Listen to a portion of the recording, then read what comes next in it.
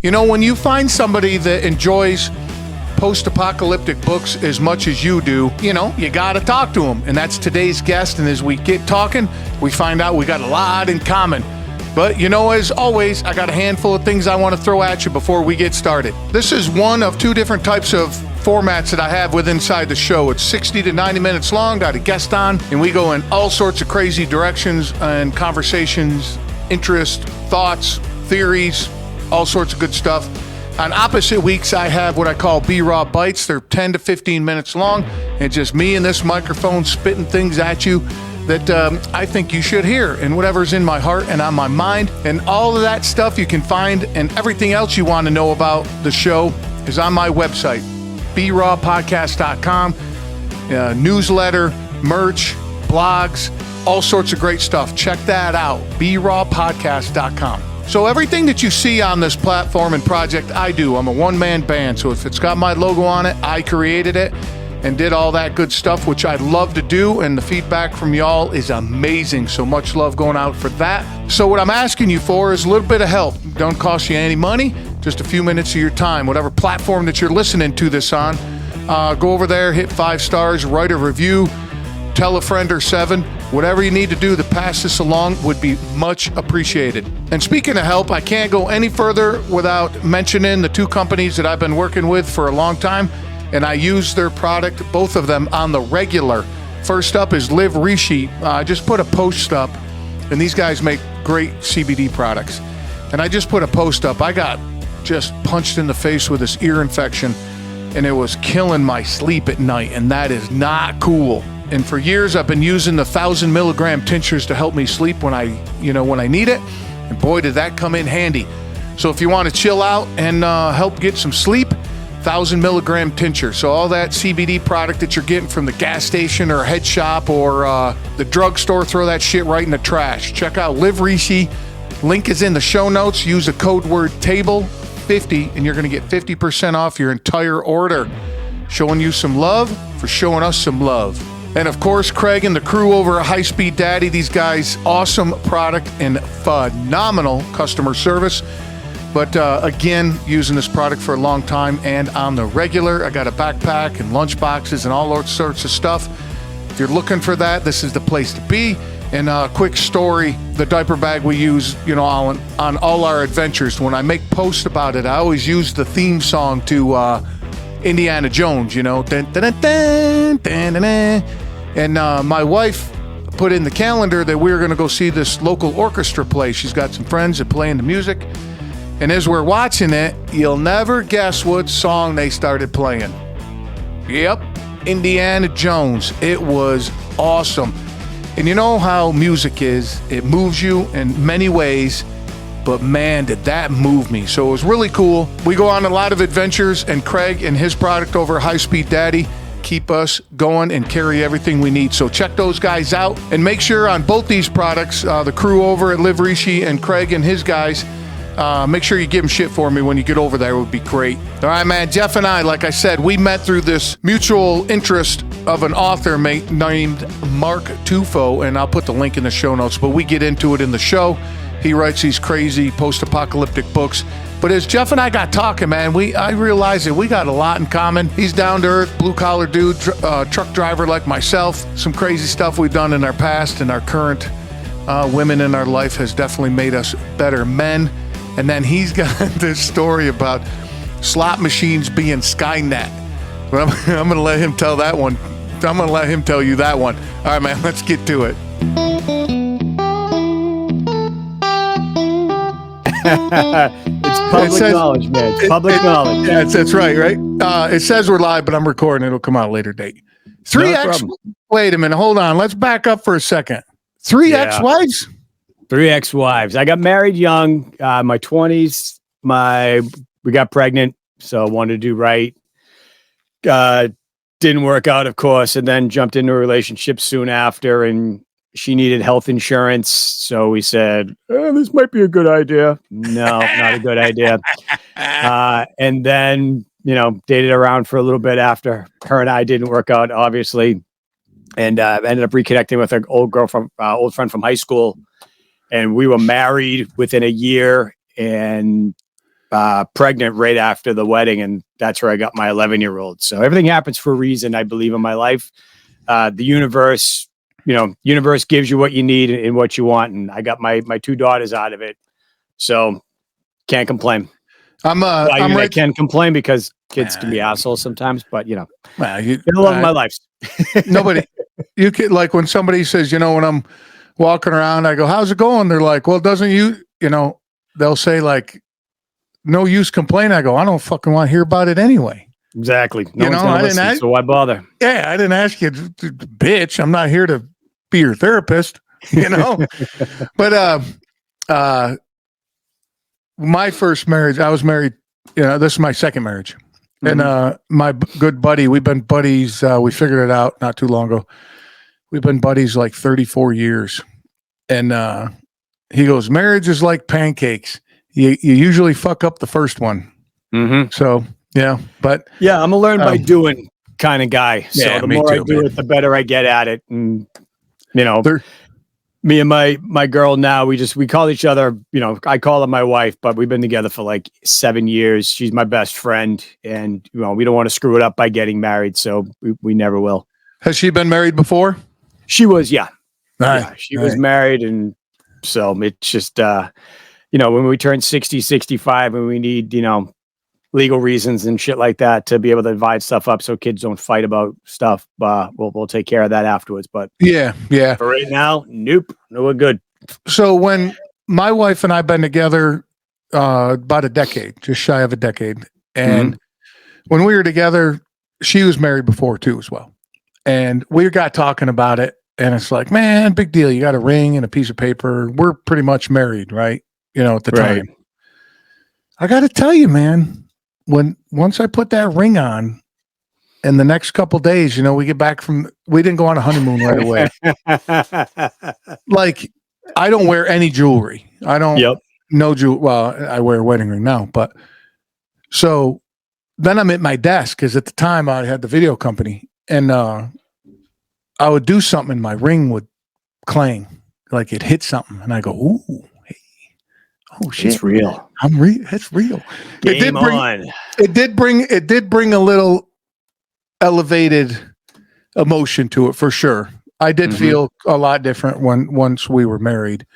But man, yeah, fuck, life is good, bro. Life is what you make it, and my wife and I make the best of everything. So if it's going well, why screw it up?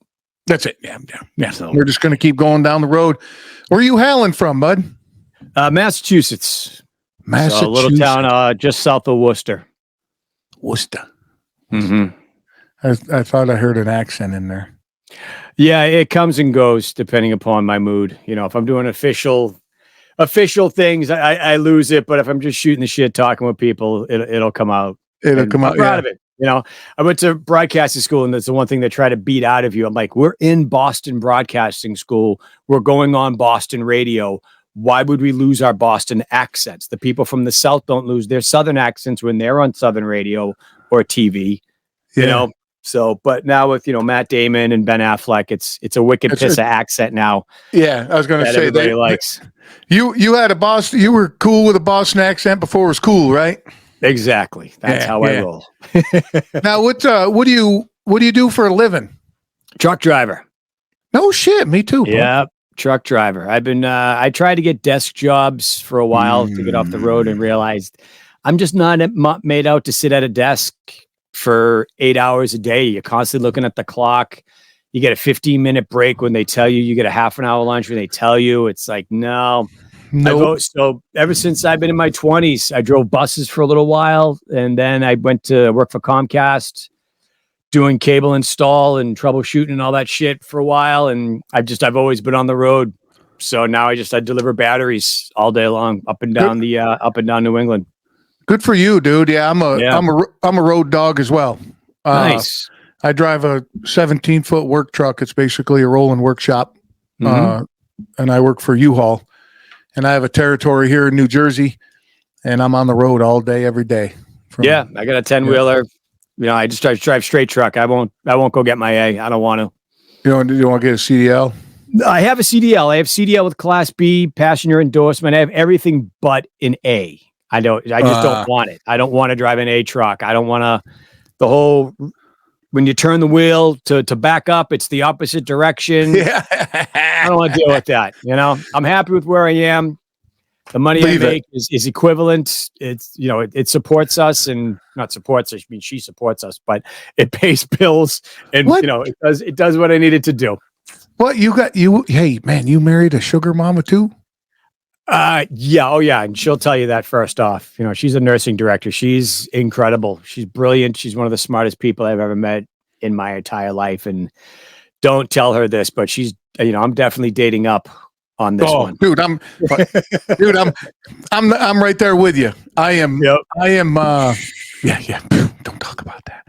But yeah, she's a director of events type thing. It's easy. I guess the easiest way, director of events at a big, performing arts center here in New Jersey. Nice. And she worked her way up, and she's an OG, man. She's a badass. She keeps me in line. And exactly. My life. I was an ass before I met her.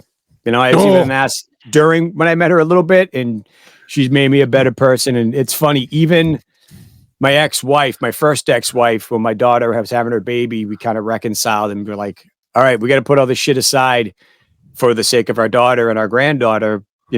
Let's shake hands and be friends, and let's do this for what needs to be best. So we did the baby shower together, gender reveal and all that shit. And she was actually talking to Mary of stuff. She's like, I just got to tell you, I don't know what you did, but Jeff is a pleasure to talk to now. I no longer want to strangle him.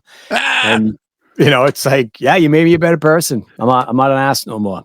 So, dude, I tell you what, behind any decent man is a powerful woman. 150 billion %, brother. Dude, amen to that. Yeah, dude, women run the world. I hope you know that, right? It's like Joe Rogan said, they make all the people. Yeah, women dude, I remember all that. the people. It's not us dumbass men. We're not doing shit. And didn't he say if men had to go through birth, there wouldn't be any population because we're a bunch of pussies? Yeah, exactly. Yeah, I remember that.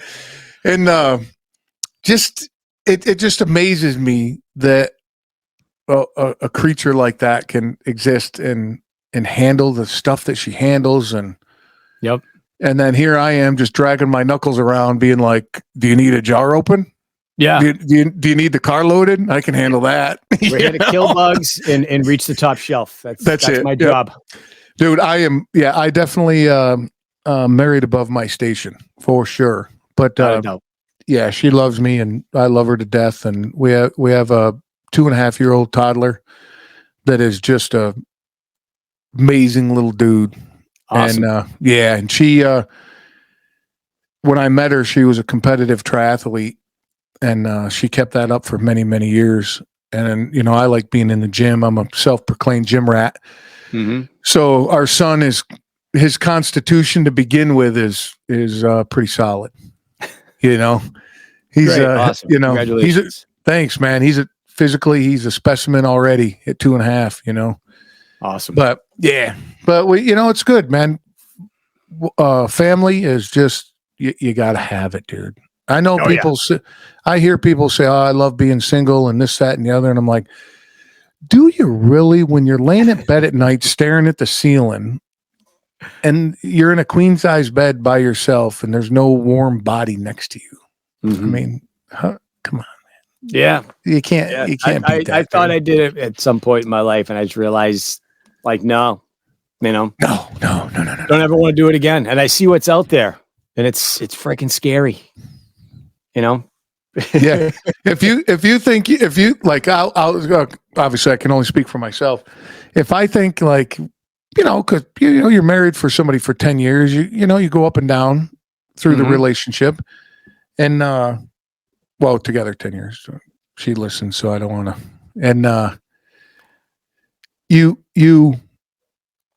once in a while you have those thoughts, right? You say, "Man, wonder what's out there," and then you start really looking, and you go, "Fuck that, dude! I got it good. I'm going to do what I need to do to make this work." Yeah, there's nothing out there but trouble. No, I'll get my ass in trouble if I ever get out there again. Trouble, bullshit, and aggravation. Yeah, but that's cool, dude. And then Well, you got a studio, so what do you do? Like voiceovers and shit? Voiceovers, voice acting, audio dramas. I'm a musician. So it's a little bit of everything. I took everything out of the actual basement and turned the storage basement. We have two basements in this house, which is nice. Cool. One of them's like, fully, it's a finished basement. So I have my stuff down there. And when I started getting into voice acting and things, I decided to take half of hang on, let me fix my lights. They're kind of going crazy here. All right. Keep it on red. I took half of the storage basement underneath our living room, which was an addition. It's a 20 by 20 room. I took 8 feet of it, 8 square feet, and built a studio out of that. So it's all soundproof. It's got all my crap on it. You can see behind me, all the shit I've been collecting for decades. And I said, one day when I have a house, I'm going to put all this crap up. And most of it's still in the other room, but a lot of it's here on the walls. And it's great. It's my little, fortress of solitude down here. Yeah, that's awesome that the way you describe that, because that's where I'm at as well. And we bought a house last November, big house, and it's got a full basement. So I took over underneath the front porch. Mm-hmm. So the basement, you can see behind me, it's not, I still got a ways to go, but the sound is phenomenal down here. And like you said, it's my little getaway. I come down here and I do my work, for my job. Mm-hmm. So instead of sitting in my rig and doing all my paperwork on on an iPad, I have 2 full monitors here and all that good stuff. So I come here and sit at my desk in the air conditioning and comfortable and have a movie playing in the background, and you know what I mean? Yep. And then of course I run this project from here as well. But it's one thing I don't have is air conditioning in here, but it's below ground, so it stays cool. I got a dehumidifier which keeps it wicked ass dry and keeps the dust out. Yeah, I got a little silent space heater for the winter time because it gets cold out. We're in New England, but it works out. It works out great. I love it. It's nice and quiet. Awesome. Yeah, because I see some of your stuff. I can't remember the name of. Oh, there it is. Chestnut Hill Studios. What's Chestnut Hill? What is that? Where you live? That's my street. I see you got creative there. Yeah. A lot of thought went into it. Yeah. Pulling home one day and went, man, I live on Chestnut. Fucking Chestnut Hill Studios. So that's awesome, man. Mm-hmm. And then, where did you get hooked up with this book, the series we're about to talk about? A little bit. I got to hit on you on this. With Mark? Yeah. I was a fan. I was delivering home dialysis supplies just out in the road. So Audible and podcasts were my best friends. Oh. I had been into podcasting, always listening to podcasts and creating podcasts since like 2006, 2007. When they were brand new, when people were like, "Oh, what radio station's your show on?" I'm like, "It's on the internet." What's the internet? What? That kind of thing. What kind of loser are you? Podcast? You're a loser. Yeah. I got that. Everybody's got a. I had podcasts before it was cool. There you go. So I found the Zombie Fallout Zero series. It popped up on Audible. Like, hey, you might like this. So I'm like, all right, it's free. It's part of my premium subscription. I'll take a listen. And I loved it. So I looked it up and I went, shit, there's 11 of these. When I first started listening, I'm like, all right. So I started listening. I really liked them. So I'm like, me being me, when I like something, I deep dive into it. I want to find out everything about it. I want to know the backstory. I want to know who made it, who engineered it, who produces it, where's it done, all of that. That's the musician producer in myself. I just want to know everything about it. So I found Mark's website and I shot him an email and I just said, hey, I know, you don't know me, but I just recently discovered your books on Audible. I'm a really big fan. I really like what you do. Just wanted to say thank you for writing these stories that entertain me. Not that it means anything, but keep up the great work. I'm looking forward to listening to some other stuff. And shit, within a day, I got an email back from him saying, hey, thank you. Really appreciate that. And I thought, well, that's really kind of cool of him because I've reached out to other people. I've been in the music scene my whole life, and I've reached out to musicians and I've toured with musicians and played with, big names. and some of them can't bother to give you the time of day. Mhm. You know, Mhm. you share a stage with somebody, or you're an opening act for somebody, and you know, your dressing room's on one side, theirs on the other, and you can't connect with them. You know, I've always wanted to say thank you to people who've given me a leg up and given me a chance. And some people just can't be bothered by it. So when Mark reached back to me, I was like, oh, thank you. So I went on Facebook and went online and joined his fan group and followed his writing page and stuff. And then when about 2 years ago, he did a meetup up in Bangor. I was like, Bangor's not that far away from us. That's 3 hours. I used to go up there for work all the time. So I told my wife, I'm like, we're going up to Bangor for the night to meet this guy. She's like, okay, that sounds a little weird, but she knew I liked his stories and everything like that. Went up there to meet him, introduced myself. There was a couple of us there that, you know, I talked to now, and that people that have been on the show, and just kind of, you know, sort of built a pseudo friendship with him, got to know him. He got to know me. And about December of last year, I started thinking, always when I find something new, I always want to see if there's a podcast about it. I want to, you know, there's got to be a show out there somewhere. There's got to be interviews with him somewhere. And actually, I think one of your interviews is one of the interviews that I listened to with him, and a couple of others. And I was like, oh, this is cool. I'm like, but there's so many stories that he has. And I see the way everybody interacts on his fan page, and everybody's commenting back and forth. And I'm like, this would make a great podcast.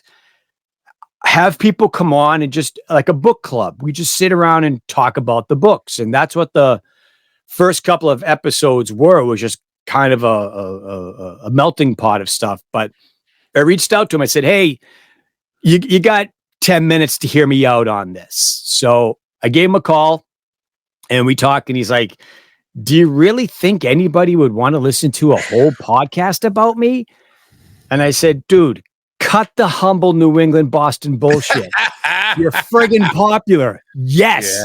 I guarantee you people will. And he was like, you can try it. You know, if it doesn't work, I told you so, you know? Yeah.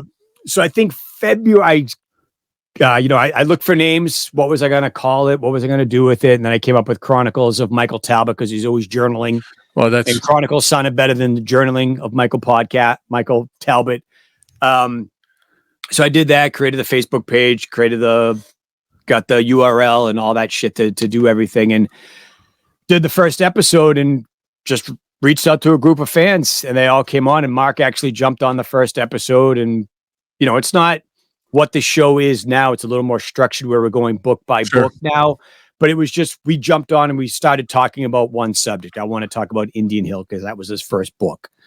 And I love that series. I love that series. And it went from there, and it is where it is. We do it every week. Every Wednesday night I record it, put it out on Fridays. It's on YouTube. It's on Audible, Spotify, Apple, all the podcasts. And it's, you know, we do it about an hour, and we're in the middle of the Like and Fallout series right now. That's pretty cool. So because I figured with book 6 that just came out, let's jump back in and do the Lycan series. And when we're done at the end of August or beginning of September, we'll end with the new book. So it's kind of fresh in everyone's heads. So it's really cool. I enjoy doing it. It's a lot of fun because I don't have anybody to talk to these stories with. But it's like you go to a movie with someone and you talk about it afterwards. And I think a lot of other people are the same way. The people that I met up at the meetup, you know, Carol and Casey and people like that, they're like, yeah, my husband doesn't read it, or my boyfriend doesn't read it, my girlfriend doesn't read it, doesn't know what the hell I'm talking about. You know, we're talking about this guy, Mike, and he hates cherry Pop-Tarts, and, you know, Tommy's got all different flavors of, you know, this, and the Geno Gerians love Spam, and it's a delicacy. What the hell are you talking about? You're on crack. You're crazy. The men with the white coats are coming. So it's me and a couple of other crazy people every week, just shooting the shit, talking about the stories we love. And it's really great. Mark's getting behind it, and he helps promote it every once in a while, and he'll jump in every once in a while. And it's a lot of fun. So first of all, congratulations, dude. I listen to it. I enjoy it. And obviously you'll be on next week. Yeah. The content is just phenomenal, but I didn't write the content. He did. Well, that's right. Yeah. That's how But so I started my podcast. So people hear this, I know, and I'll have new listeners as well, but just a real quick recap. I did a lot of public speaking in my business, and I enjoy public speaking. I'm good at it. But there seemed to be like boundaries, right? Because I was doing an entrepreneurship. And my wife and I when we first met, we were both unbelievably busy. She was running a web design company and I had the video company. And we could never get time together. We're like, hey, what about Thursday night? Well, I got a meeting. What about this? I got a networking thing. You know, the whole deal. Right. Yeah. And so I sent her a calendar invite, said surprise date with Walt. Didn't tell her what we were doing. And that was 2 weeks into our relationship, and we still do it today. I just accepted one an hour ago from her. I fuck it in like 3 weeks. I have no idea what we're doing, but it just keeps us going, right? That's one awesome. of the things. Yeah. That's awesome. And she took me to a story slam. Do you know what those are? You ever hear of those? Is it like a poetry slam?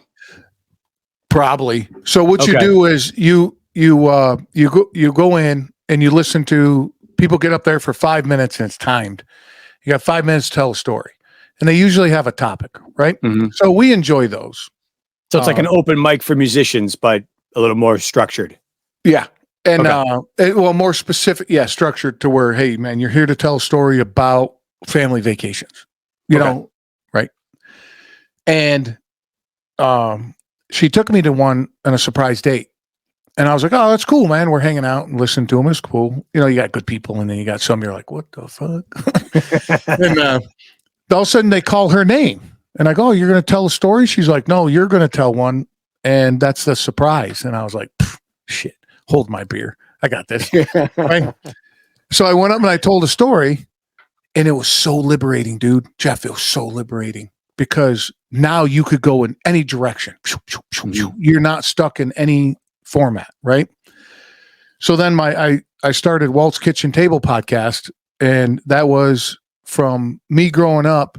Like if I came over to your house, especially up you and up New England, if I came to your house right now, we'd probably hang out in the kitchen. Right? We wouldn't hang out in the living room. We'd all pile in the kitchen. So the idea was, hey man, come sit at my kitchen table and we're going to have stories and we can talk about everything and anything. You know, there's no boundaries to talk about everything. I love that you had your dad on your first episode. Oh, that was amazing, dude. Just sitting and listening to him freaking rant, you know, He's a great storyteller, but your mom in the background was the best part though. Oh yeah. Just give it a little 2 cents about, nope, that's not what happened. This happened here. Oh, yeah, I forgot it this way. Yeah. That's great. And so I would reach out to people just like you did. You know, I'm reaching out to people and, you know, you get ghosted. It's like, whatever, dude. I've been in sales my whole life. I'm used to getting ghosted. No problem. And I found Zombie Fallout series kind of the same way you did. Because I'm always on the road. So I got Audible. And I was always looking for post-apocalyptic books. Yeah. And says recommended. And I think I don't know how many were out at the time, but I'm kind of like you. I'm like, I got to start at number 1. I'm not going to jump in a series at 7. You know, right. What the hell is that? Totally lost. Right. So I'm like, all right, I'll start it. Dude, within 5 minutes, I'm like, this is fucking amazing. Why haven't I seen this before? Because one, we'll get into this later too. Sean Renette, unfucking believable. And talking to Mark on my episode, he's like, I had no say in that. Because I asked him, I said, did you pick Sean Renette? He's like, no, Audible did. And he's uber talented. That dude is crazy. Oh yeah, Sean's great. Oh my Sean's God. Great. And just the humor we'll get into that. But so regress. I reach out to Mark, same thing, dude. I'm like, you know what? I'm going to just reach out, see if this guy wants to come on. And I haven't been podcasting for very long. And that is not one of my top episodes. That's for sure. Now listens it is because, you know, it's Mark, right? So people reach out and they listen to it and all that. But I just fanboyed on him, dude. And he's just such a nice guy. And him and I've had some conversations over email and then a little bit computer, because of like you shut down record and you keep talking, right? Mhm. And I just really enjoy his conversation. He talked about his tractor and his dogs and his Star Wars stuff and all that. It's cool because he's a dude, Mhm. And I like how you said you're humble, New England ass, because that's a great way to describe him. But and I just kept listening to him, and they're great, man. They've entertained me. I've listened to them multiple times, and of course, research them. And I get into Indian Hill. I was like, Mhm. oh my god, the whole thing about the galaxies and the just the whole setup. Yeah, all It's the extra. amazing, dude. It's just like, Then the and I timeline skews. And if anybody hasn't read isn't familiar with it, just Indian Hill is my favorite story by him. yeah. Um, and I work in that area, so I've driven through Walpole. And I'm driving through Walpole one time, and I text him. I'm like, "Hey, where was Indian Hill? What area was it in?" Because I'm in Walpole right now. And he said it was always up by blah blah blah. And I ended up having to. There was a low bridge notification, and my truck's sure it's 11.6, and the other bridge was like 11.8 or 11.9 or something like that. And I was like, I am not going to make this. So I pulled down a neighborhood, and holy shit, that was the neighborhood There that was was. that they built Indian Hill on. I'm like, oh my god, I'm in Indian Hill right now. So I set my video camera up on my dashboard on my truck, and I just drove around and I made a video. It's actually up on the Chronicles of Michael Talbot YouTube page. It's a drive-through of Indian Hill. And I drive through Indian Hill. You see the train tracks, and then I drive to the Stop and Shop where him and Paul used to go up on the roof and drink. Yeah, yeah. And that's where the video ends. That's awesome. The story that he told on my show that I thought was amazing was in Zombie Fallout, Little Turtle. Little Turtle. Yep. He actually there was a map in the book, and it was his house. Yeah, he circled his house on the map, not realizing it. Well, you do shit like that when you're new. You don't think, you're like, no one's gonna read this, Right. You don't realize, no, it's on the internet now. It's there forever. Dude, and I love he had a post up because it was at 20 volumes right now, right? 20? Yeah. Yeah. 20. 21. 21's about to come out. I'm thinking November. I tried to pre-order that and it wouldn't let me. I think it's available now. Somebody pre-ordered it the other day. Okay, I'll jump back on. But he made a post because apparently I didn't get into the comments, but apparently people are like, no, he had a red shirt on and this guy was doing that. And Mark wrote in his post, he's like, dude, I was smoking weed and that was 20 years ago. He goes, I can't keep track of all this shit. It was amazing. I just like his I just really like his down to earthness and with all the show. I listen to the book at least 2 or 3 times a week. Each when we get to each series, each book, I'll listen to it at 1.7 speed while I'm driving all day, so I can get it done in 6 hours. I can get a 12-hour book done in half the time. So I'll hear stuff and I'm like, shit, I'm John Lovitz from Saturday Night Live talking to Captain Kirk being like, in episode 12, season 3, you said this. What does that mean? It's like, get a life. I'm that guy going, okay, wait, in this book, he said this, but in this one, he said that. And, and I'm like, oh my God. But for the purposes of the show, we kind of got to be like that. And it keeps the conversation going and keeps it interesting. And Mark's even messaged me afterwards, be like, hey, I just listened to the show. I forgot I did that. Or that's a good idea. I wish I had, somebody will make a comment about something we're talking about. It's like, I didn't even think about that. I wish I had, I wish I made that connection. I just put those two things together and didn't realize it. So it's interesting. I love the relationship, obviously, between Mike and BT. I mean, that's a given. The fucking humor, dude.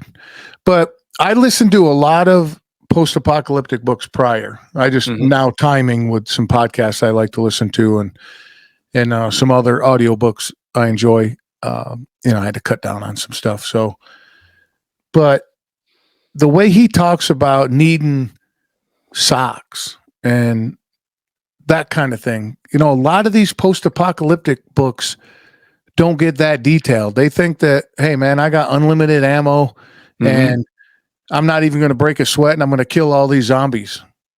You know, and these books aren't like that. No, it's realistic. It's down to earth. And you actually get the humor, dude. I can't express the humors. Yeah, that's people my kind of humor. They think it's just a regular zombie story. It's like it is, but it's not. It's about, you know, not to go all Fast and Furious and shit, but it's about family. It's about him doing whatever he can to protect his family and friends and the people in his life. And I mean, shit, even Deneau, he saves her ass more times than not. When I love that. I love throwing her off the back of the Jeep. You know, I love that character. By the way, yeah, she's just raggedy old bastard. You know, and smoking. But man, there is this. Let me see if you know what book it is. I think it's in the earlier books. But this got me. There was a handful of times I laughed so hard, Jeff, that I had to pull my rig over for a second. You know, because some of the fucking humor, dude, like he stomps on BT's foot and goes, "Hey, fucker." And he's like, "What?" And I'm like, "See, that's the shit I would do to you. Like if me and you were doing something and I'd be like, be physical like that and be like, fuck, dude, I'm trying to get your attention, you know?" And it just, you know, I just like that kind of stuff. And I have no idea what book that's from. I know it's Zombie Fallout, but that's about it. Yeah. That's what I'm talking about. I'll find it once we get into that series. We're finishing up Lycan Fallout now, and then we're going to do a 1 week books 1, 2, and 3 of United States of Apocalypse, and then we're going to jump into Zombie Fallout probably in the fall. I think I only got through volume 1. How many volume of Apocalypse? Only 3. Okay, I only got through the first one. Yeah, that's one of those stories that didn't continue. Everybody wanted a continuation. You're hoping it was going to, but they just couldn't make the timing work between him and the other author. So they pulled the plug on it, unfortunately. Yeah. But I just, is that your favorite genre of audiobooks, like post-apocalyptic stuff, or what else do you listen to? It used to be like all superheroes, Batman and Spider-Man and shit like that. And then I started reading listening to the Game of Thrones series when everybody was watching it. And I'm like, I've never seen an episode, but I'll listen to the book. But I like zombie stories. I've really gotten into zombie stories after listening to Mark. You know, I binge listened to a lot of the Stephen King, the classics, a lot of the shit everybody's like, when you're in school and they're like, oh, you got to read this. You got to read this. It's like, I hated reading when I was a kid because, you know, I had undiagnosed dyslexia and because I went to Waltham High and then they never found it. So I hated reading, but I liked listening to the stories. And once Audible came out and they got decent narrators, I really got into it. So I just started listening to everything. Edgar Allan Poe, Sherlock Holmes, all of that shit.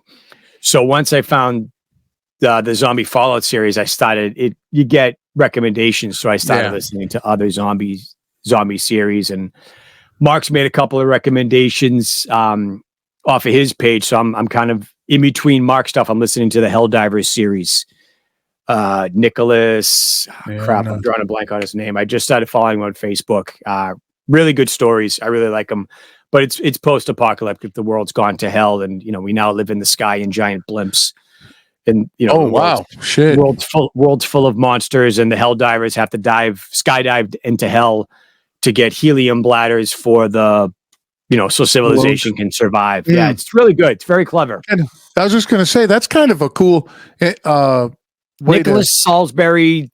I want to say Nicholas Salisbury Sparks, but Nicholas Sparks is the notebook guy. I might be putting too many things together, but it's Nicholas Salisbury. Helldivers is the book. Is the series. It's like Helldivers? Helldivers. All right. There's another one that I was listening to before I got into Mark's stuff. Fuck, I'm drawing a blank. I'm going to see if it's still on my Audible. I think I got rid of them. They're post-apocalyptic zombie stuff. Mm-hmm. And Mark knew exactly who, because I brought it up with him, and he knew exactly who it was. I mean, he said he talks to him and stuff, but I'm going to have to find it. Yeah, I deleted it. There's another series, After Z is the name of it. There's only 3 stories. No, this one has. But this guy's similar. I'm horrible with names, but he's similar to Mark when Mark started writing. That he still has a day job, but he's writing books and starting to get into it. So he's another guy that I reached out to after the third book, but he said, he did like kind of what Mark does. Like, I just want to say thank you for listening. I still work a full-time job. This doesn't pay the bills yet. So I messaged him being like, I hope you stick with it. These are really good stories. Hopefully it pans out for you and you can do it as a living because these stories are really good. They're clever how he writes them. Yeah. Well, you got to start somewhere, right? You got to build it up, right? Yeah. Yeah. So, let me tell you real quick. Slow Burn by Bobby Adair. Oh yeah. That's popped up in my my you may like recommendations type of thing. Dude, you would. I believe if you like Mark stuff, you'll love that. Okay. The humor, the fast pace, and like the reality, right, that they deal with. They don't. Mm-hmm. It's not like, hey, we're sitting in this fortress. Yeah, like they make comments in Zombie Fallout. But yeah, I wish I could be in a fortress on the side of a hill with supplies for 25 years and gun turrets and all that kind of stuff. But yeah, how realistic is that? But yeah, that Slow Burn series, I might re-listen to that. They're really good. They're really good. And it's funny that you said that because that's what the After Z series. The guy wins like the biggest Powerball jackpot ever in history. Like exact numbers and the Powerball, you got like $82 billion or something crazy like that. So he just builds this huge ass compound because he knows that the end is coming because zombies are already kind of out there in the world. Right. So he builds this huge, like 100-acre compound with a hospital wing, MRI machines, vaccines, food, everything. But they have to go outside the walls every once in a while, and that's when shit hits the fan. Sure. It's very clever how it's written. Yeah, ooh, good. I had and $5 billion. What would I do? I see. The thing is, wait a minute, real quick. What was the name of that book? After Z. After Z is the name of it. There's three volumes out right now. And that's a gentleman that's trying to move forward and get out of his day job. New author. He still has a day job, so get him on the show. Yeah. I'm going to look into that because I that sounds like a lot of fun. Mm-hmm. But speaking of lottery, because what was it down here? The Powerball was over $2.1 billion or something like that. Or something. Yeah, right? It was crazy. Dude, I honestly can't comprehend $2 billion. Like, for real. Like, if somebody came to me that have that much that want more, and that's which is crazy. Well, man. Yeah, but that's why they got $2 billion in the first place, because I always want more. Yeah, right. That's how you build it. Me and you, I'm like, fuck, dude, I'm good. Yeah. If I had enough to where my son and his kids were set, I'd be like, all right, let's do something else with it. Do some. We want to pay off our debt, pay off the house, travel, buy an RV. Take care of the friends and family, and peace out. This is what we're doing. Yeah, we're being nomads in our luxury RV, and we're just I'll get a Class A license to drive an RV, the giant Winnebago. Yeah, but other than that, forget about it. Well, that's kind of what we talk about is because people are like, how much would it take for you to quit your job, right? Mm-hmm. And I would say, they go, well, if somebody gave you, you got $2 million. And I go, well, I'd still work. We'd live a pretty good fucking lifestyle. Yeah, but I'd still keep my job. I have to do something during the day. Oh, dude, you got to have. Well, humans themselves, we have to have structure. Mm-hmm. I believe that wholeheartedly. That the whole idle hands thing, right? I'm not religious, but idle hands get you in a lot of fucking trouble, dude. Yeah, boredom sucks. Yeah. Boredom is not something that I deal well with, because then I start looking around for other things, and so I keep busy. I say I'm like a cat, dude. I like to be loved, petted, and cuddled with, and and I go like hell, dude. Like hell, but as soon as I stop, I'm sleeping. So that's my cat deal. But I'm with you. Yeah. So what else is on the horizon, my man? Just this and the podcast and music. That's about it.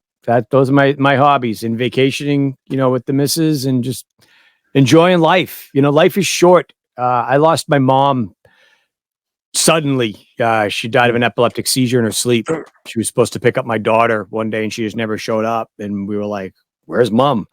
So after that, it's just kind of like life is short. You never know what's going to happen. And then 2020, where people were just dropping left and right, and we lost some friends in our life. So we count our blessings, and we're happy with everything that we have right now. We got debt like everybody else, but we got a roof over our heads. We got 2 vehicles that are reliable, and we got a timeshare that we can travel to anywhere we want. So we like to travel and do stuff. So we just got that coming up. Just living life, being happy, just trying to smile every day. Yeah, my wife and I, we say be productive members of society, right? And don't be a delinquent. But we also say that money is a lubricant for experience. Mm-hmm. If you got some money, man, go out and check shit out. Go out and have a good time and see the world. We took our honeymoon was 3 weeks long. We spent 2 weeks in Europe, and then we took the Queen Mary 2 cruise ship from England back to New York. Right. And excuse me. We get to New York, and we're coming off the ship, right? And the lady cruise director, people that work there, are interviewing you. They're like, "Hey, did you have a good time?" I'm like, this was fun. This is incredible. It was like I lived in a movie for a week. You're waited on hand and foot. You dress up every night to go to dinner, and it was amazing. Mm-hmm. And she goes, "We're going to see you again." And I go, "Nope." And she's like, you said it. I said, "No, I'll brag about this to everybody I know, because it was a phenomenal experience. But the world's a big place. Yep. I'm going to go somewhere else when I got another week."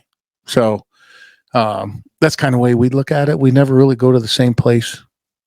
We go to Costa Rica because we go with a big group of people and we have a good time and doing all that.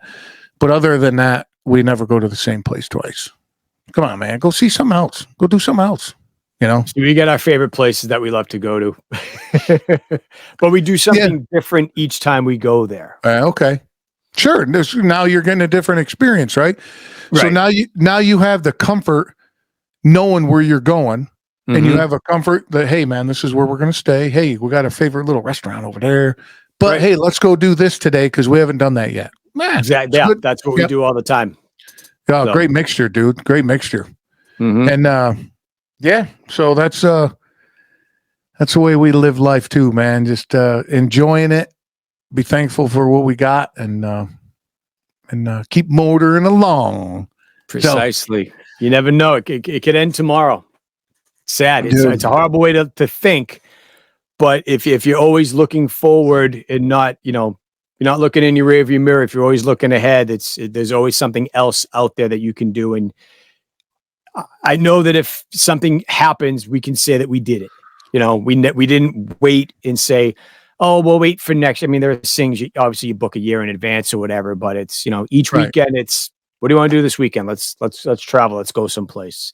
We get the opportunity. Never waste an opportunity. No. And that's what hey man, before we got the house is a little different. We've been remodeling it for a year, but before we got our house and before our son, we lived in an apartment, lock the door Friday afternoon, and we come back late Sunday night and go back to work on Monday.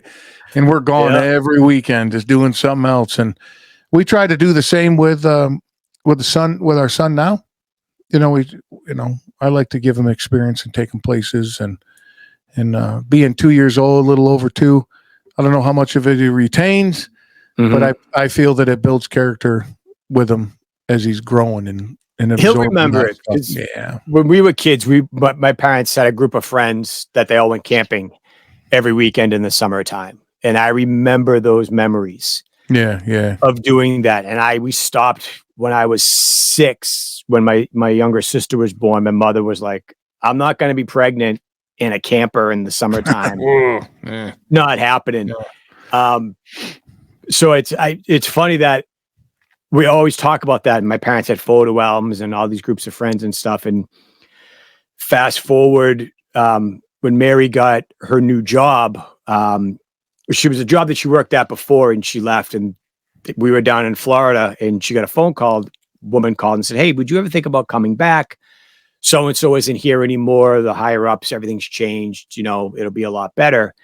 It turns out, I found out 2 years later after she's already had this job, the woman that is her boss was my childhood friend from my parents when we used to go camping that I haven't seen in 30 years. That's awesome, dude. And small world. And she's like, "Oh my God." She's like, "You always talk about these camping people." I'm like, "This is who this girl is. She's part of that camping group." I'm like, "That's your boss? Holy shit." So it's when we finally realized, the light dawned as to who each other was. It was like, big hug. "Oh my God, how's your mom? How's your sister? How's your dad? How's your brother? How's your family?" It was awesome. That's fun. Because speaking of that just reminded me, we had a conversation about that. We went down to, it's called Wildwood Crest in New Jersey, and it's at the very south tip of Jersey. Mm-hmm. And there's a 2-mile long boardwalk, and it's got 4 different piers on it with rides and roller coasters and all the games and the whole thing. It's a pier, and it's amazing. A less trashier Atlantic City. Oh, it puts Atlantic City to shame. This place is beautiful, dude. Everything was. Did Atlantic City for my 50th back in June. Oh, that's never been. You never been? No, never been to Atlantic City. So, what'd you think? I liked it. We're big Hell's Kitchen fans, so we go to every Hell's Kitchen when they open. So there's one at Caesars. Yeah. So we went and did that, but we had a blast. We won enough money that it helped pay for the trip. We didn't come home totally broken in debt. Still own the house? Still had the deed to the house? I got Mary into roulette. She's a big roulette fan now. So we had fun. We had a lot of fun. It was hot. It was very hot that day. And the official smell of Atlantic City is weed and urine, we have decided. Because you just get to those pockets. I'm like, yeah, somebody's living underneath this boardwalk right here. Yeah. This is where they piss. And they're smoking a lot of weed. Yep. Or somebody walk by and you're like, whoop, contact guy. Yeah. Yep. So Atlantic City is, do you know how the streets are named? Oh shit. Yes, we just watched a documentary on it because we wanted to just figure out all the stuff about it. Deep dive about a place that we went. Monopoly. Monopoly, yeah. Well, Monopoly named its streets after Atlantic City. Atlantic City, right. Yeah, okay. So when I met, when my wife and I met, I did a surprise date with her for 3 days. I blocked off 3 days, and I said, "I'm not telling you, but you got to pack this much stuff or whatever," right?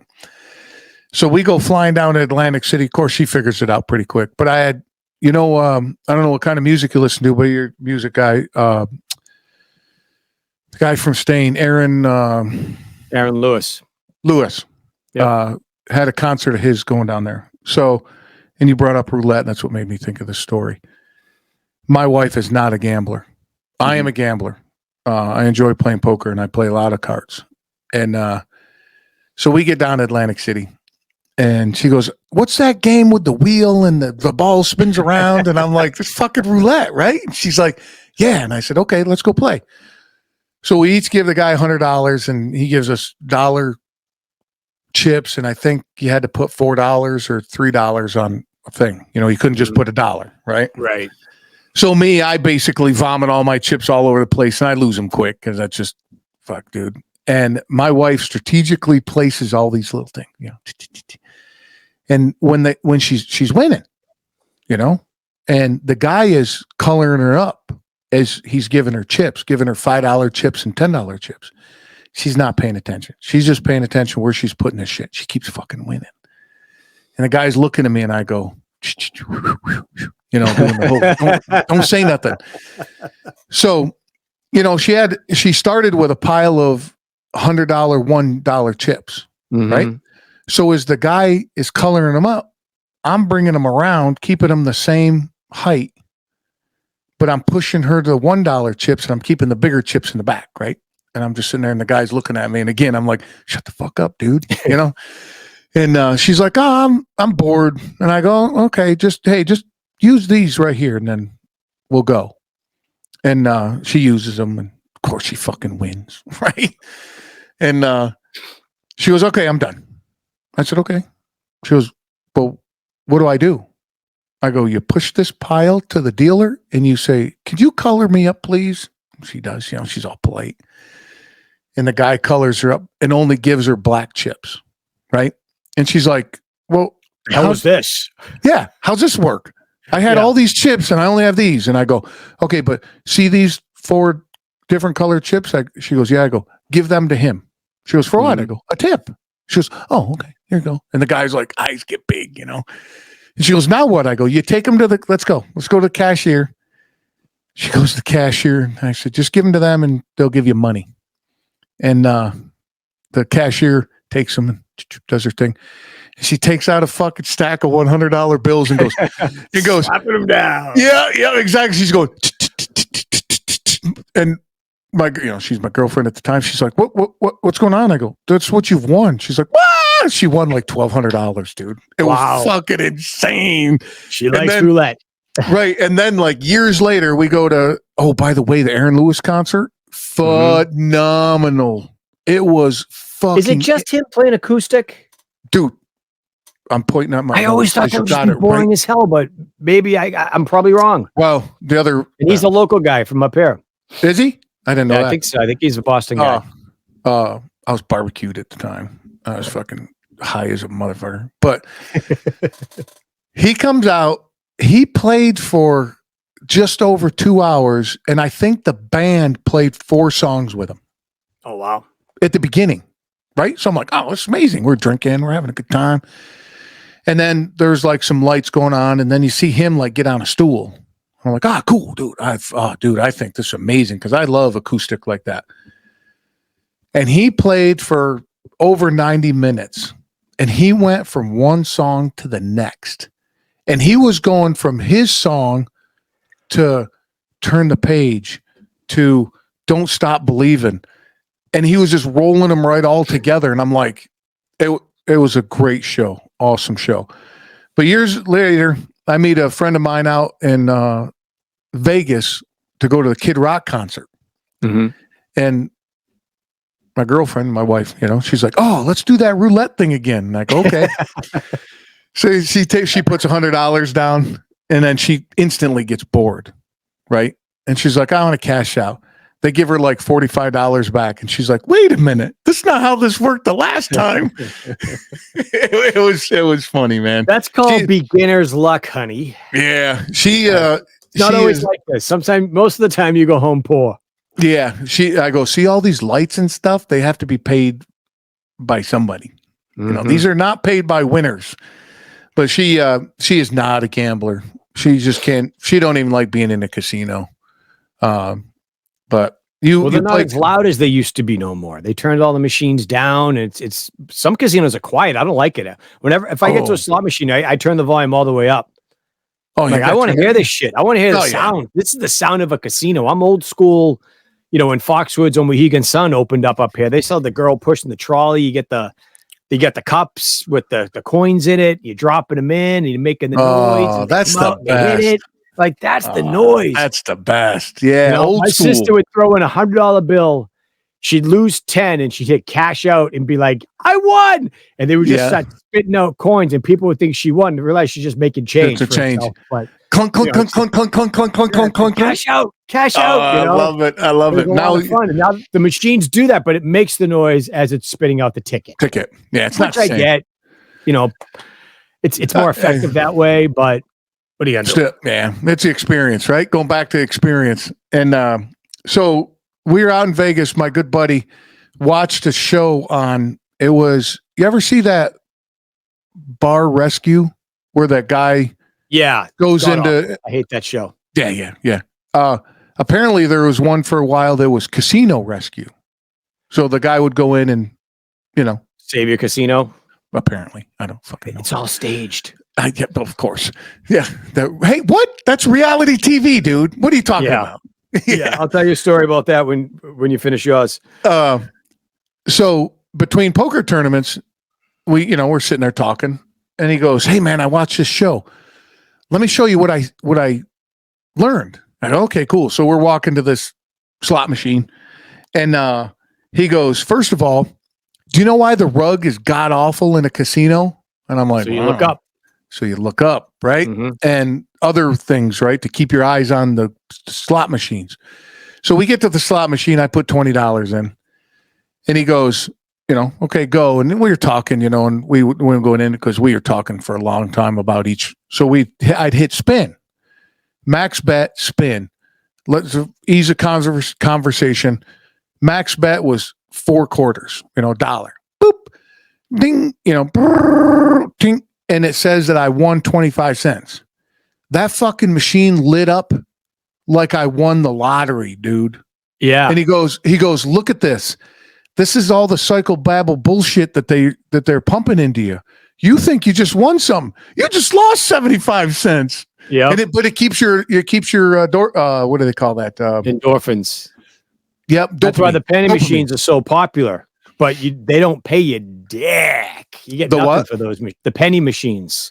Oh no. You get the zigzags and the buffaloes, and it's like blah, blah, blah, blah, blah. Like, you won 450. It's like that's $4.50. I just bet $5, and it took them 3 minutes of lights in whatever to get to that point. You're thinking you won a lot, and you win nothing. Yeah, I'd stay away from the penny machines. I do quarters or dollars.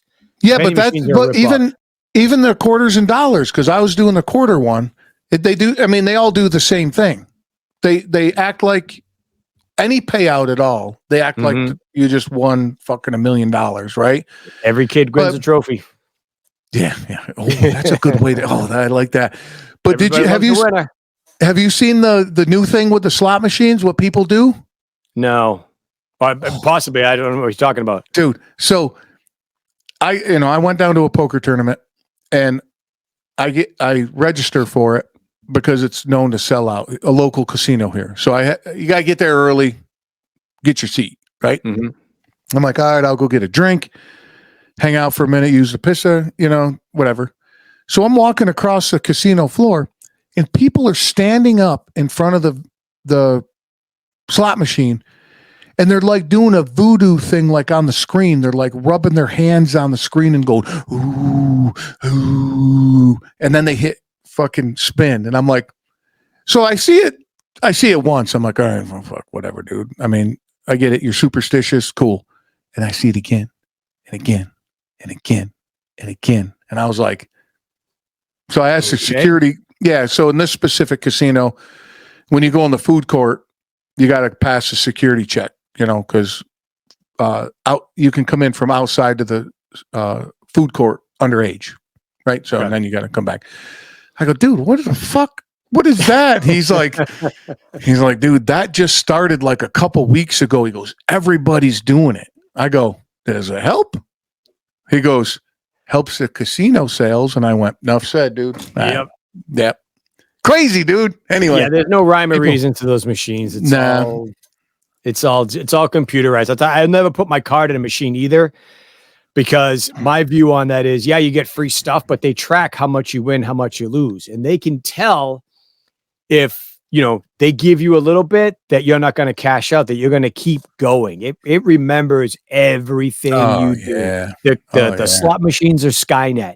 They know what you're thinking. I like that, dude. It is going to just say, oh, he won $5. He's going to keep going and put max bet now, because that's what he's done the last 4 times.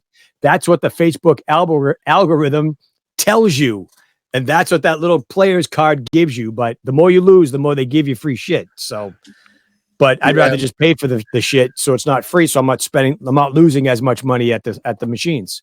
Right. And then, like, I play Hold'em, right? I play in poker tournaments, and the variance in a poker tournament, 70%. 70% of the time you're going to lose. You're not going to make any money.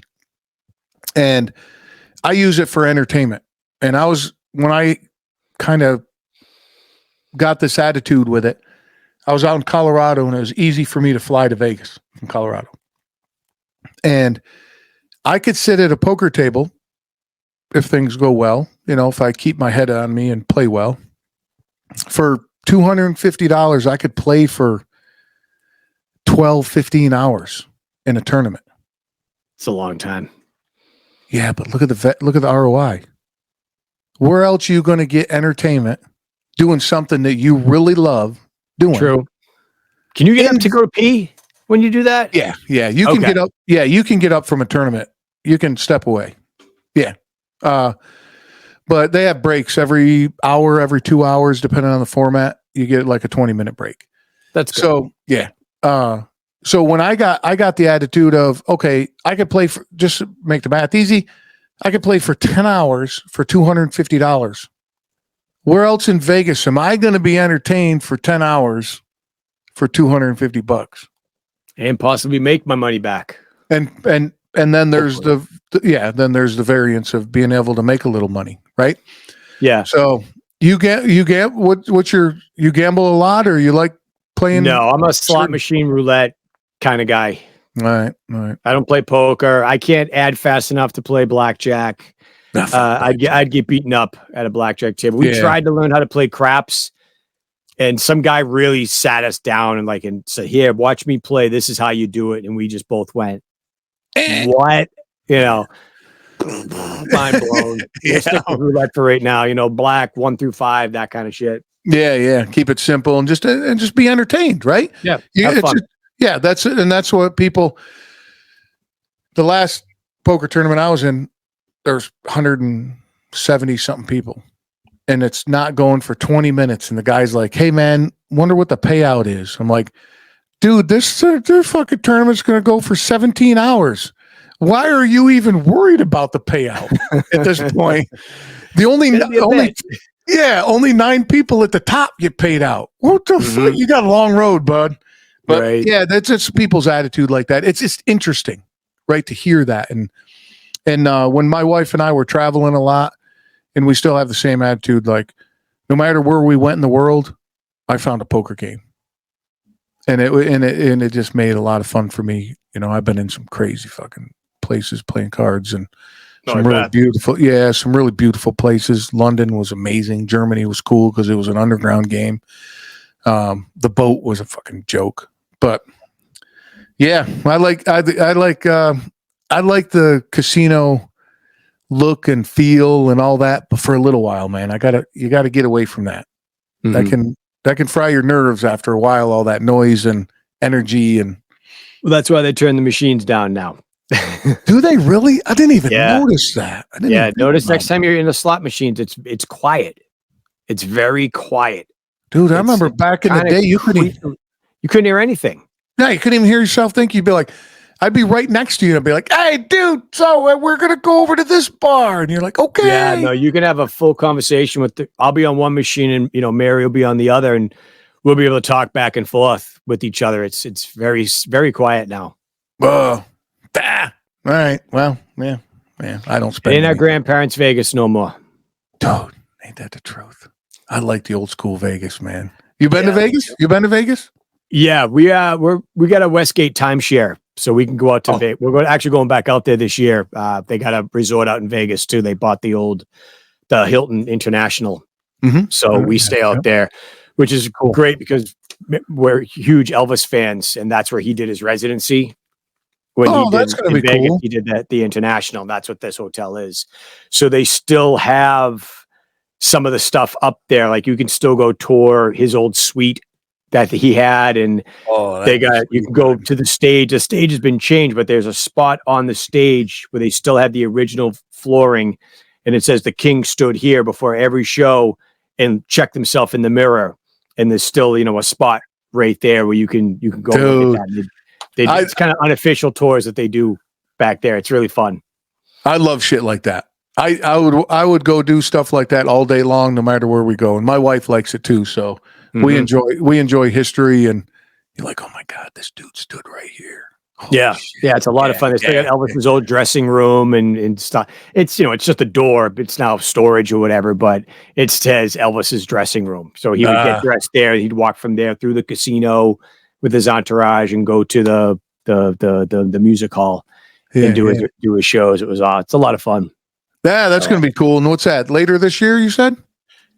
Next year we're going to drive. We like to drive. We're not big flying people, and with everything that's going on right now, so we'll drive. We'll take a couple of days, drive out there, and we're going with some friends. We're probably going to do Grand Canyon because they've never been, and that's a trip that we've done before. So we'll go do Grand Canyon and then drive back and stay in Vegas for a couple of days, and then drive home. That's cool. That's cool. It's not the destination; it's the trip. It's the ride out there. We had the best trips we have is when we just get in the car and go. Yeah, and we'll drive home. Our last trip back, we did Route 66 as far as, from Vegas to, we didn't go all the way to Chicago to the beginning, but we just drove on Route 66 and just did some of the old touristy spots. And it was a blast. That's awesome, dude. Yeah. I've been to every state in the United States. Well, other than fucking Maui and, other than Hawaii and Alaska on my motorcycle. Oh, wow. Yeah. And that's what we would do. My buddy and I out in Colorado, each year we would take a week or like 4 or 5 days, maybe not the whole week, but on Saturday morning, we would get up, ride somewhere, have a early lunch, have a bunch of beers, and decide where we were going to ride for the next 5 days. We would never decide until that time, Mm-hmm. So we agree with you, man. It's the journey. It's not the destination, and it's who's with you. Yep. Yeah, you got to be able to. I mean, we've had some trips where we broke up through, Tennessee, and then we got back together. But we're in the same car, but it was a long ride. We didn't talk, You get on each other's nerves after a while, So I got to hold on. I got to write that one down. Because when I first met my wife, my ex-wife and I would go to Maui every year for 2 weeks. And my wife's like, oh, must be nice. Go to Maui for 2 weeks every year. I go, fuck that place, dude. I don't give a shit about that place. And over the years, we've had the same conversation back and forth, right? And we decide, we come to the conclusion it's who's with you. Mm-hmm. Like if we've been together 10 years. If my wife and I went when we were 3 years in, we same now. If we went right now, we'd have a fucking great time. Because not literally right now, you wouldn't have a great time. Well, that's true. Well, Maui, but no, I hear you. Yeah, but you see, it's who you're with. Yeah, I travel. I live with my best friend. I travel with my best friend. we have the greatest time together, and I hope it never ends. What else can you ask for, dude? Not much. $1 million. Come on, dude, you greedy bastard. Dude, I just said 1 million, not like 10 or 20. Oh, dude. So I do this shit. I've always loved dad jokes, and now that I have a son, I just ramp them up. So we were at the fair, and a guy goes, "Hey, what are I gonna do for you?" I said, "I'll get a bag of peanuts from you." And he's like, "All right, it's $3." I give him $3. I give him $5. Mm-hmm. And he goes, "Anything else that you need?" And I go, "You have $612?" And he goes, "Nope. Anything else I can help you with?" And I go, "No, I'm good then." And it's just like, and most people look at me like, no. I'm like, that's all I needed, man. I'm just trying to throw you off a little bit, get out of the routine. But it's like we'll go to a restaurant. They'll ask, "Can we get you anything else?" I'm like, "A bigger stomach." Yeah, that's a good one. They'll ask, what do I want for sides? I'm like, the left one. Oh, I like that one. Yeah, left side. Yeah. The one standard for me and my wife, she don't even roll her eyes anymore. So, when I have a really good joke is when my wife rolls her eyes. She rolls her eyes. I'm like, bah, fucking made it. But the waitress will bring the check, and I'll be like, I'll slide it back to the waitress. She's like, what? And I go, I didn't order that. Yeah. And my wife's like, just stop, dude. And you get the waitress. I met a buddy of mine old school. New Jersey's known for their diners, Mm-hmm. right? So we go to the super old school one. The waitress comes, leans on my bench, chewing bubble gum, and she's like, "What can I do for you, hun?" And I'm like, "Oh, see, this is amazing right here." And she gave me so much shit. She gives me the check, and I'm like, "I didn't order that." And she just gave me so much shit. I'm like, "This is amazing." I love it when it comes back to me. Yeah. But Jeff, on that note, man, damn good time having you on. I'm going to take a minute. Thank you for having me on. It's good talking to you. I'm going to give you the mic for a minute. Let everybody know whatever you want to let them know, bud. Take it away. All right. Chronicles of Michael Talbot, the podcast, every Friday on your feeds, YouTube, Amazon, Spotify, Apple Music. It's a fun time. If you're a fan of Mark Tufo's books, shoot me an email, Michael Talbot podcast at iCloud.com. We'd love to have you on and talk about the stories some point. So there's that. Check out my music, Burnt Ends, up on Amazon, Spotify, Apple, all that shit. It's a lot of fun. We Are Bullet Heads, my old rock band. That music's still out there. I still get royalties, a fraction of a penny each time it streams. So every little bit counts. So no shit, you still get some mailbox money, huh? Some people still have them on their playlists. So it's funny when you look at the breakdown of how streaming pays you. It's kind of ridiculous because it's literally for one play, it's like 1/100th of a cent that you make for that one stream. No shit. And you think to yourself, we've had albums out for 4 or 5 years. And it's like, we got $12. It's like, there's no, we got thousands of plays, all this stuff. But because everybody streams music, you don't make any money. And I'm like, thank God we don't have managers or any of that stuff anymore that we got to pay, because we definitely wouldn't be making any cash. So yeah, that's a lot of fun. Yeah, well, it's what's in your heart, right? Mm-hmm. So, but I'll put all those links in the show notes as well. Absolutely, thank you, Jeff. Hang tight, bud. We're gonna end the recording, but we're gonna hang out for a minute. All right? Yeah. Boom. All right. Make sure you look up Jeff. The link is in the show notes. I bet you he would love to speak with you. But I'm going to get you out of here because I know you've got shit to do. But don't forget, Livery Sheet, High Speed Daddy, my website. Tell a friend or 7, and get over and subscribe to my damn YouTube channel. Sons of bitches. All right, man. Keep kicking ass. And don't forget, don't act cool, be cool. Till next time.